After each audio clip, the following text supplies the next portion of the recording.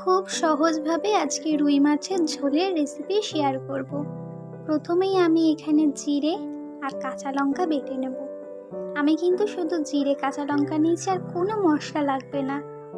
আমি কিন্তু আগে থেকে মাছের মধ্যে নুন হলুদ মাখিয়ে নিয়েছি। এইবারে কড়াইটা বসিয়ে দেবো গ্যাসে, আর ভালো করে তেল দিয়ে দেবো। দিয়ে তেলটা কিন্তু ভালো করে গরম হবে।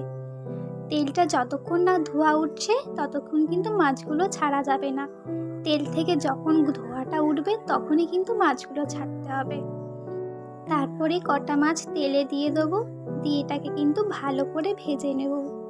এটা কিন্তু বেশি ভাজা যাবে না, অল্প ভাজতে হবে, কারণ এই মাছগুলো কিন্তু ঝলে যাবে। যদি তোমরা ভাজা খেতে চাও তাহলে কড়া করে ভাজতে পারো, কিন্তু ঝোলের মাছে বেশি কড়া করে ভাজলে মাছের টেস্টটা পাওয়া যায় না, ভালো লাগে না খেতে। সেই জন্যে মিডিয়াম ভেজে নেব। ভাজা আমার হয়ে গেছে। এবার সবকটা মাছ আমি এক এক করে তুলে নেব। সেই তেলের মধ্যে বাদবাকি মাছগুলো কিন্তু আমি একই পদ্ধতিতে ভেজে নেব। তারপরে সেই তেলের মধ্যে দিয়ে দেবো সাদা জিরে ফোড়ন, আর আগে থেকে কেটে রাখা আলুগুলো কিন্তু আমি পাতলা পাতলা করে কেটেছি। এই মাছে আলুগুলো পাতলা করে কাটলেই বেশি ভালো লাগে খেতে। আলুগুলো লাল লাল করে ভেজে নেব, তাহলে আরও বেশি ভালো লাগে। আলুগুলো কিন্তু প্রথমেই ভাজতে হবে, তোমরা কিন্তু কাঁচা আলু দেবে না, তাহলে কিন্তু মাছের ঝোলের স্বাদটা পাওয়া যাবে না। তাই আলুগুলো কিন্তু সেই তেলের মধ্যে আগে ভেজে নেবে, আর তারপরে সেই জিরে আর লঙ্কা বেটে রাখা সেই মশলাটা দিয়ে দেবে। ব্যাস, আর কিন্তু কোনো মশলা লাগবে না, শুধু হলুদ নুন দিলেই হয়ে যাবে। এই মশলাটাকে প্রথমে একটু ভাজবো।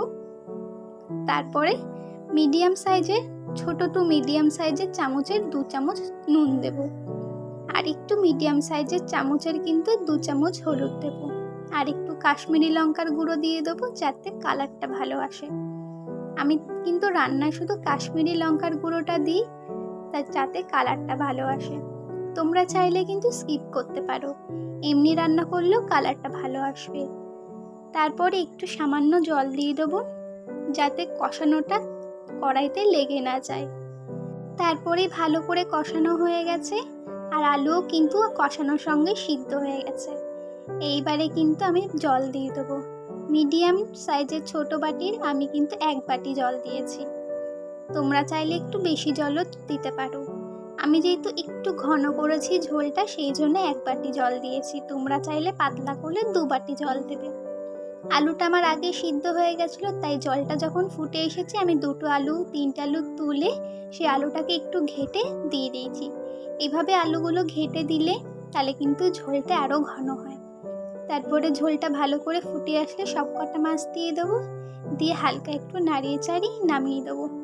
এইভাবে মাছের ঝোল বানালে কিন্তু গরম গরম ভাতের সঙ্গে দারুণ লাগে।